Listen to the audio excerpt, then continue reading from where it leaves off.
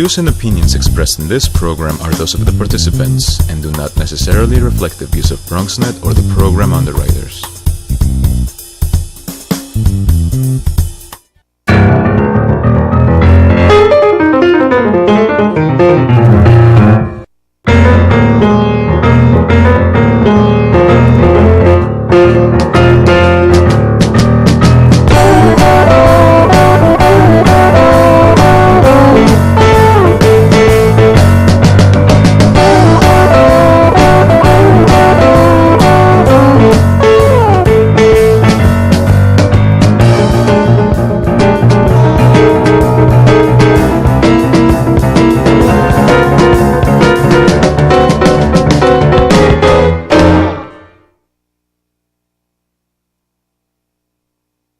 Good evening and welcome to Bronxtalk.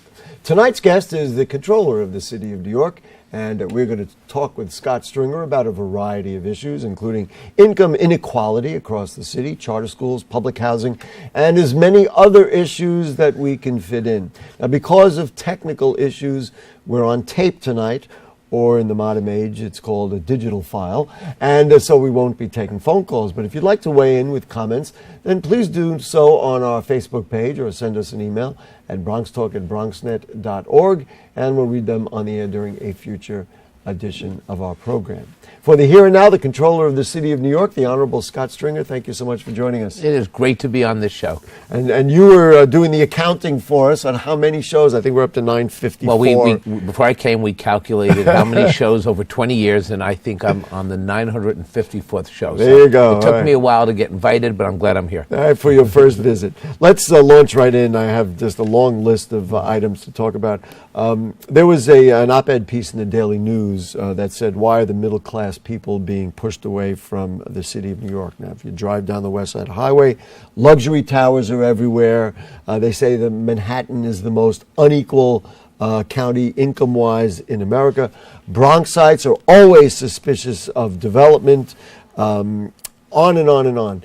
Do you foresee anything to reverse this trend that we have, upper and lower and very little middle? Do we want to reverse the trend? Is this hurting our tax base? Give me your perception of income inequality in the city. So listen, the issues that confront this city are about how the city continues to be an aspirational city. And part of the great life of New York has always been about the new immigrant, the people who come to this city, who start at the bottom and work their way up, literally ladder by, rung by rung. Rung by rung by rung. And it's a wonderful New York story. Today, the entrance fee to so many of our neighborhoods is a $1 million apartment. And that means that only the very, very wealthy, with enclaves of the very, very poor, can live in so many of our neighborhoods. And we've got to change that by going back to a time when we recognized that income inequality, we push people more closer together by giving them the opportunity to make it in the city. And that is something I've been working on for a very long time, and we have to recommit ourselves to that notion.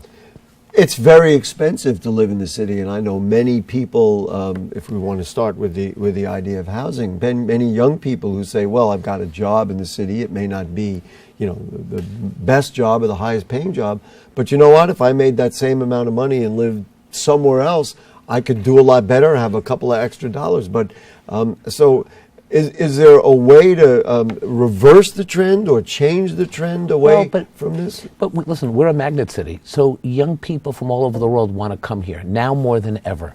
And so part of the reason they're coming here is because they recognize New York City as the gateway to the high-tech economy. Many young people coming here for education opportunities. People from all over the world, students from all over the world are coming here because they want to come and get this great education and live in these wonderful, diverse communities. We're a city that speaks 170 different languages from 200 countries. No other city is like that in the world. So people want to come here, and that's all to our benefit because the people who come here are great success stories. So we have to keep them here.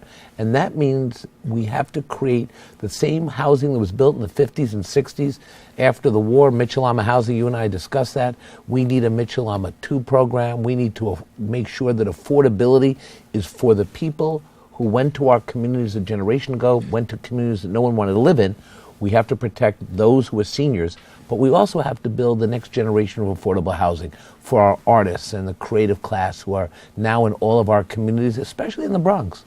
Developers, I think if you watch, and I certainly am a close watcher of what goes on in the Bronx, developers are hesitant to say, you know what, we feel like we're not going to make what we should make on this piece of property. We talk about gentrification on this program and in the Bronx all the time.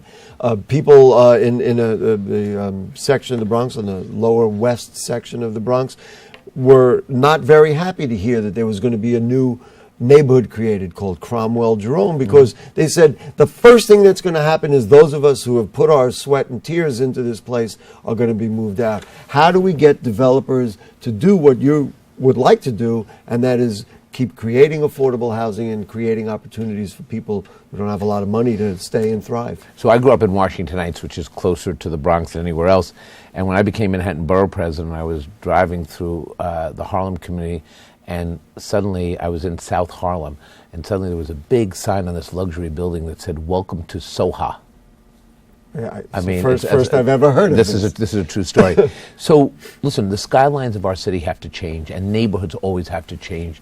People from all different backgrounds are always moving in and out of our communities, and that has been part of the great culture of the city. But I do think we can have our cake and eat it too. The job of government is to make sure that we have affordable housing programs that keep the people in the neighborhoods that they created. And the story of the Mitchell-Ama program, for example, was that people moved into Mitchell-Ama buildings and then built the schools, the daycare centers, raised their kids, and created the value of those communities. So I believe people have to stay in the neighborhoods they created. But I also think we have to make way for new people to come in and energize communities and create small businesses and give people opportunity. And that is the balance of what government and the private sector have to think about. And that's the issues that we're working on even as controller. We just released a study that showed that over the last 15 years, we've lost 400,000 units of housing that rented for $1,000 or less. Mm-hmm. And when you think about, in the scheme that I presented, that wouldn't be a surprise. Well, this is pretty incredible when you think that the mayor's aspirational goal of new housing is 200,000. So we're already losing this battle. And if we continue to lose it, then again, we're going to have a city for the very, very wealthy, enclaves for the poor, and nothing in between. Does Albany and then even Washington have the stomach to do things like create a Mitchell-Ama type program? My sense right now, certainly if you watch the results of the election last week, would be maybe not. Well, look, I mean, let's think about the New York City Public Housing Authority. This is housing that's created for the poorest New Yorkers, but have great spirit and community sense. And right now, the New York City Public Housing Authority is home to as many people as the city of Boston. And we've not taken care of that housing. And we have too much mold and too many of those apartments in disrepair. And so I've made a number of proposals, and I'm doing a financial audit that'll be ready in a couple of weeks, because I want to preserve the real affordable housing that we have, and that's our New York City Public Housing. So if we could build Mitchell-Ama 2, if we can keep New York City Public Housing Authority housing intact, and then we can create new affordable housing, whether it's through rezoning or different buckets that can give us balance in communities, then New York will continue to thrive. Yeah, I was going to ask you about your audit of public housing in NYCHA, and I looked at a number of the items that you pulled out, whether broken windows and window frames, heating problems, water leaks, rodents. And then I thought about, what am I going to possibly ask the controller? Because really, where do you start? And I was thinking, maybe this is one of the problems, that we have this paralysis, because where do you start? What do you do with public housing now, which your own analysis shows that it's deteriorating, it's doing worse? Again, I guess we're talking about reversing the trends. How do we do that? Well, if you look at public housing today, where you now see, the amount of broken windows up tenfold, the amount of units in disrepair, the amount of units that are being held offline, the fact that we don't really have a true financial picture of NYCHA or a plan to get to solvency. I suggested as one of our proposals, because you can't just be a critic, you also have to offer suggestions, is that we should take Battery Park City funding and then move it to a revenue stream for NYCHA. We estimate that over 10 years we could put $400 million into NYCHA, $40 million million a year to create new revenue stream to preserve and protect this housing. That is something that we need, both whether it's in the Bronx or throughout our city. People who live in NYCHA are the backbone of our city, and I've done everything in my power, both as borough president, assembly member, and now as controller, to fight very hard to preserve this housing. Can we come up ultimately with enough money? I mean, $400 million sounds like a lot of money, but you know when you want to replace a plumbing system or a heating system, or you've got, 6 buildings in a project that none of that stuff works or doesn't work properly, it doesn't go that far. Is there enough money out there to do those kinds of things? The federal government has abdicated its responsibility as it relates to NYCHA. The state's been no better. But I believe that after people see the work that we're going to do, auditing the financials of NYCHA, then we're going to look at repairs. We're going to be rolling out a number of ideas, but also a number of serious audits that speak to whether NYCHA will be viable 10, 15, 20 years from now. If you don't put money into something, eventually it breaks and you can't repair it. And I'm concerned. This is what my concern was. And my concern is that we're not investing in NYCHA, and there isn't an urgency. And when we talk about affordability in the city, it starts with NYCHA. It starts with figuring out what the next iteration of middle-class housing is going to be. And it also speaks to when you overlay these issues with what is our New York City economy going to look like. One of the things I'm trying to do as controller is not just look at the city's 4-year financial plan. I work with the mayor. We critique, but we also applaud a good budget, and we did that this year. But what's the city economy going to look like 10, 20 years from now? What kind of world is our kids going to grow up in New York City? What kind of jobs are they going to have that lead to real careers? We've got to think about that today for those kids that are going to be in high school and college for tomorrow. You have stated that you're about to take a look at charter schools, speaking about how we're going to bring up our kids and educate them. The debate throughout the city continues over charter schools. I mean, everybody who has an interest has a different perspective on their value. You announced the audit. Number one, why? And what do you think you might find? What kinds of things concern you or that you're looking for? Well, during the debate between the mayor and the governor and the charter school community on charters in public space in the city, there was legislation. In the legislation, the intent was to give the controller of the city of New York the ability to audit charter schools. So like I audit the Department of Education, and we look at schools, we just did a very critical audit of DOE, saying that they left $350 million on the table because they don't do their reimbursements right for their Medicaid reimbursements, and I've criticized this as borough president. We did an audit of this as controller, and just like I look at public schools and public education, so too will we look at charter schools. As an auditor, I have no predisposition. We're just going to audit charter schools over a continued amount of time. We're not trying to be polarizing. Someone suggested, well, just spend time on the Department of Education. Well, I do that a lot, and I have for many years. But charter schools also should get a financial look. We should take a look at what's going on. And the goal is not to hurt them, but to enhance them and let parents know what's going on. That's the job of controller. I got to have elbows, and sometimes I have to look at things and say things that people don't like. But that's what my job is, and I'm going to do it, to the 8th degree. You talked about government in general having the stomach to do things like really overhauling public housing or those kinds of things. What's your sense from this mayor? Does he have his feet on the ground yet? And does he have the stomach to really take a look at some of these things?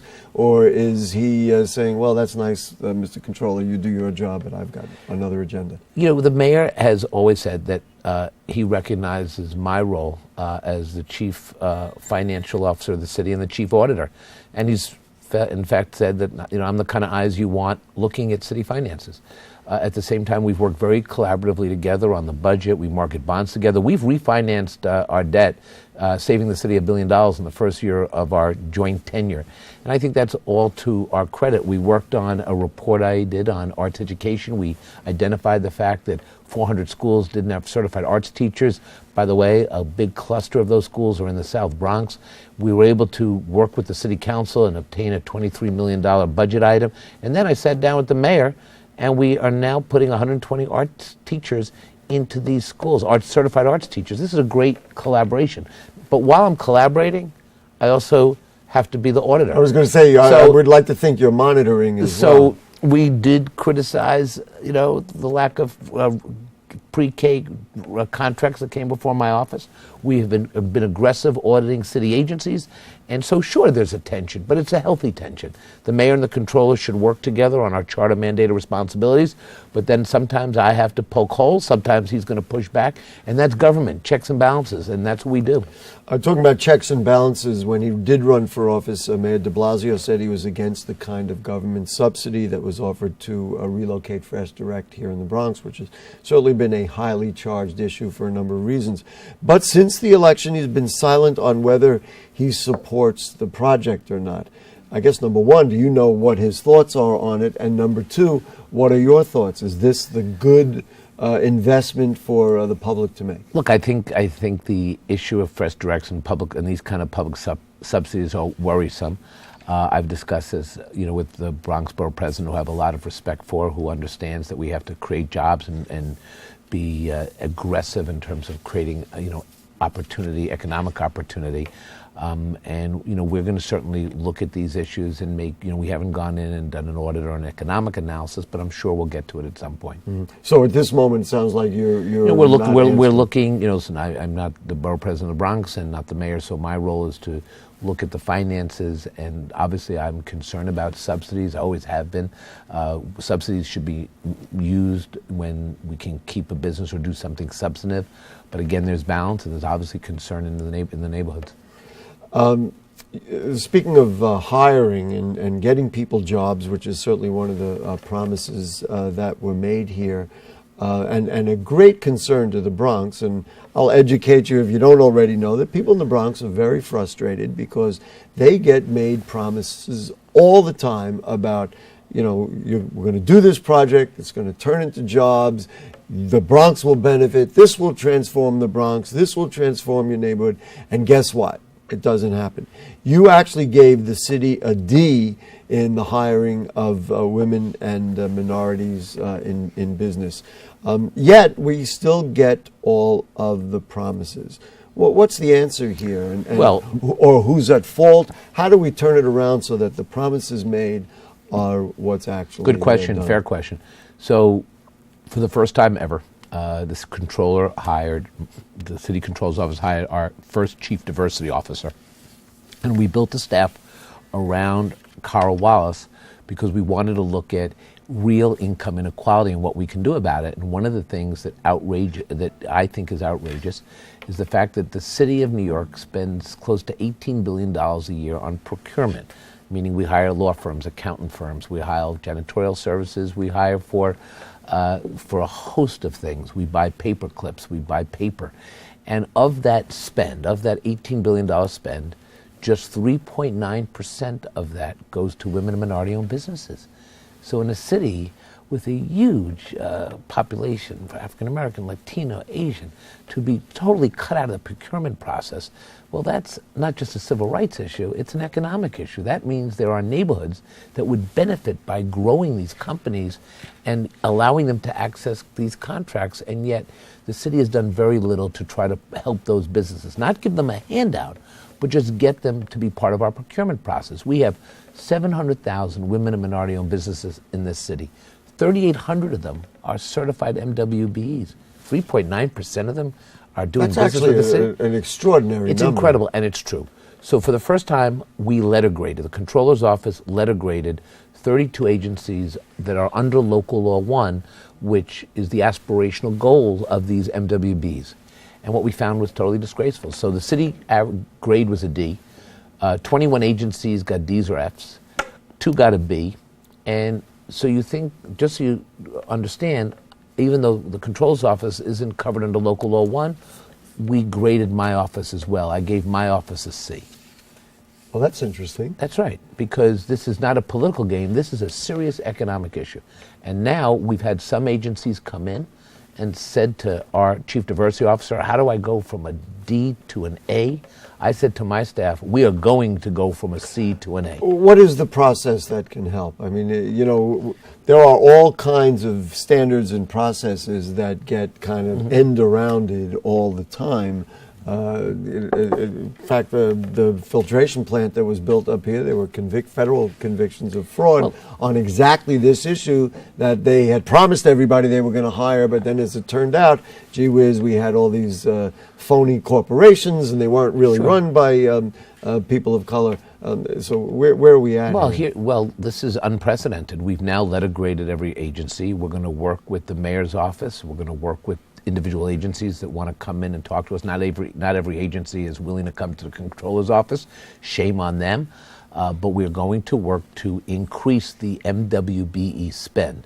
Part of my recommendations are we need better mentoring between agencies and MWBE firms. Some firms need help navigating the Byzantine procurement process. We just put out what I think is a great tool for women and minority-owned businesses and everybody else who wants to do business with the city. It's called Vendor Roadmap. Go to my website and you'll check it out. It's an easy step process to access city government information. And so we're playing a very big role in this. Here at the Controller's Office, we're holding agencies accountable in NWB. That's never been done before. We're going to grade every single year. That's never been done before. And we're also being helpful, because we recognize that we need to make sure that small businesses can grow into big businesses. And think about what that would do to the Bronx. If more of this procurement spending, if it was 20% or 30%, so much of this money would flow to the Bronx. New businesses would be created. That's the kind of change, progressive change I'm talking about. That's music to people in the Bronx, and that's music to their ears. The problem is they've been promised all along, and then they hear these kinds of things, and then guess what? It disappears. So let me ask you this. Is there a way contractually, when you have an MOU that turns out to be unenforceable, or you have other agreements that promises are made publicly, but then really when it comes down to it, nothing ultimately happens with it? And I know the people of the Bronx know exactly what I'm talking about, because we analyze these things every week on this show. So is there a way to contractually make these things I think possible? As it relates to procurement, I believe that there's a number of initiatives we can undertake within our procurement process to strengthen the notion that promises made are promises kept. I think the letter grading is a tremendous start for this. If we're going to talk about income inequality, talk is cheap. I want action. So we spend $18 billion, 3.9% go to women and minority-owned businesses. We're going to up that, and we're going to be at it every single year. And that's what the Controller's Office should be doing, holding agencies accountable, using different tools to get a different result. It's ironic. We started the show talking about that op-ed piece in the Daily News about income inequality, and yet it keeps coming up in just about everything that we talked about. You're talking about raising people up, giving people an opportunity. It's just taking a step back and watching the show myself and saying, wow, everything kind of hooks up with each other. But the thing I would argue with it, so you can talk about income inequality, right, but you also have to have a plan that can close the gap. And it's not just about government contracts, it's also about the economy. If you look at where our kids will get jobs, not just jobs, but jobs that lead to careers, it is in the high-tech economy. Our kids they're different now. They don't want that corner office on the 25th floor or the 40th floor. They want to work in open space on iPads and laptops. They want to collaborate together. They want to work in shared office environments. They want to be plugged in. And so the city's got to start preparing our kids, the kids in the Bronx and Queens, Staten Island, throughout the city. We need better internet connectivity. We keep promising every kid an iPad in a public school.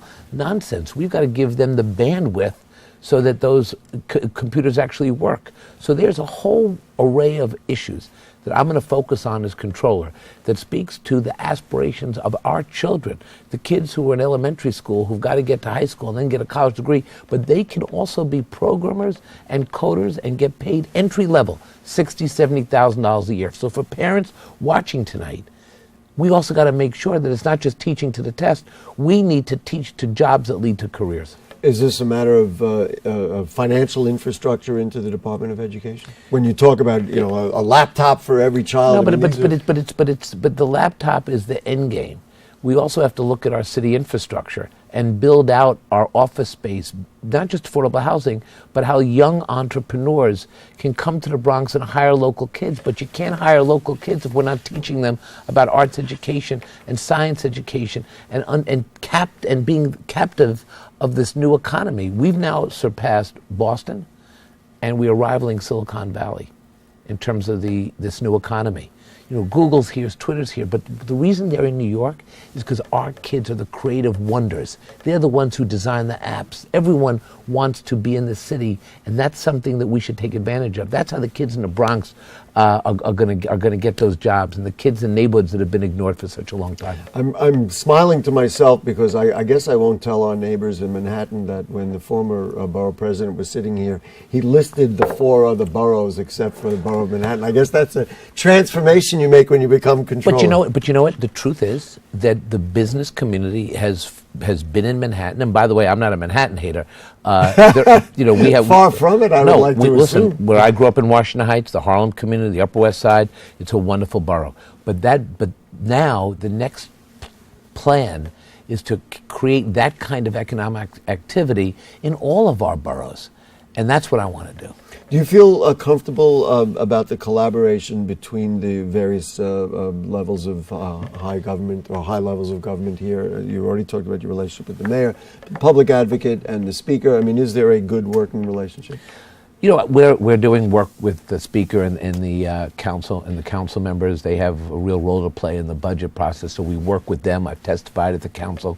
We would not have been able to do our arts education, getting more teachers, certified arts teachers, were it not for their appropriation.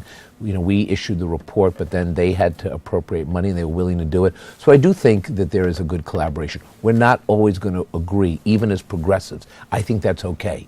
There should be a push and a pull.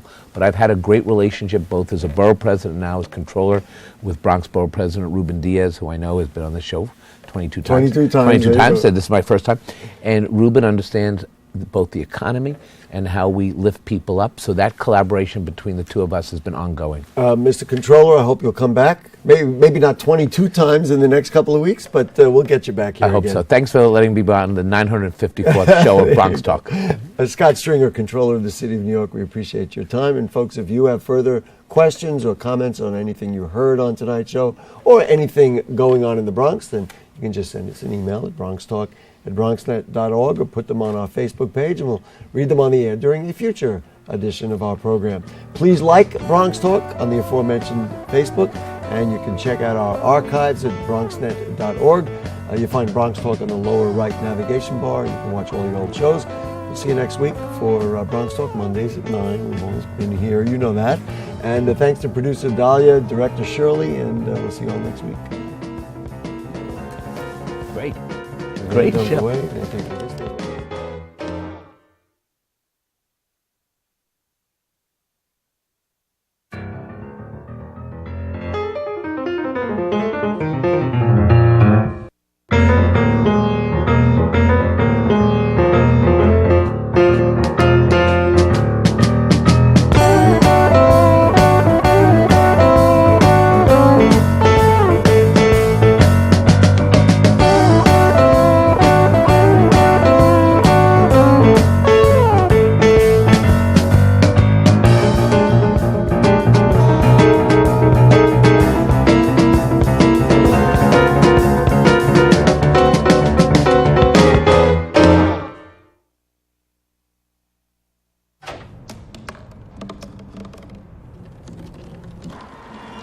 Everybody has a dream.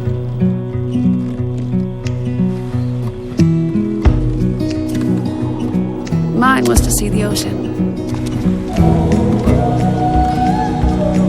And with a little help,